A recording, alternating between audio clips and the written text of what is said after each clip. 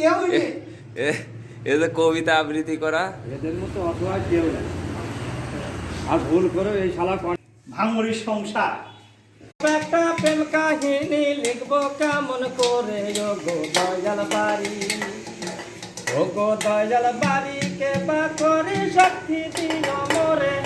সংসার থানায় এই ঘটনা নাই কো বেশি দূরে, গ্রামের নামটি দশাই, গ্রামের নামটি দশাই জানে সবাই প্রকাশ করি মনে।